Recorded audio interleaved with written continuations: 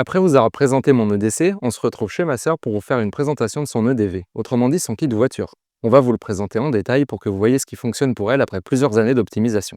On verra la partie administrative, l'essentiel pour les urgences et les accidents, puis on finira par la partie mécanique, sans oublier de quoi faire une pause sereinement. On entre dans le vif du sujet avec la partie accident.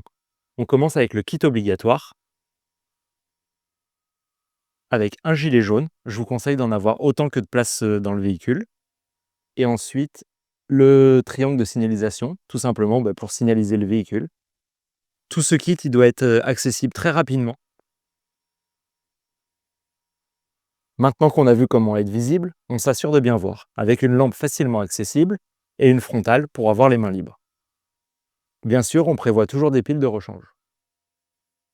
Indispensable, un Rescue Me avec brise-vitre et coupe-ceinture.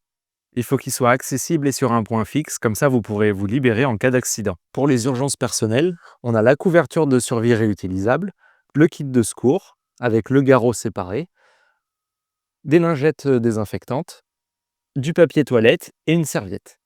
Pour le garrot, c'est comme le Rescue Me, il faut qu'il soit très facilement accessible. On n'oublie pas de quoi se nourrir, des couverts si besoin, et surtout de l'eau.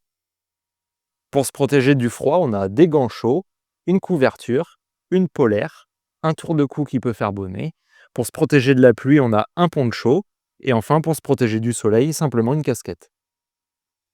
On passe rapidement sur la partie administrative avec une copie des documents, comme la carte grise et le permis de conduire, le stylo pour remplir les constats, la carte de France pour s'orienter, et enfin un AirTag pour localiser le véhicule si jamais il a été volé. Pour la partie mécanique, on va avoir un cric avec les outils pour démonter une roue, ou alors le répare-crevaison avec le gonfleur. On aura également les ampoules de rechange. Pour la batterie, on a simplement un booster. On a de quoi faire les niveaux avec du liquide de refroidissement ou de l'huile moteur.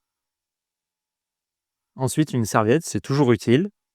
Des gants pour se protéger les mains ou ne pas se salir. Du WD-40. Du scotch. Des colliers de serrage. Et ensuite, tout le petit outillage pour bricoler. Sans oublier des sangles, un tendeur, un sac de transport, une batterie de secours et un briquet. Le tout bien rangé et placé dans des endroits stratégiques, mais ça on y reviendra dans une prochaine vidéo.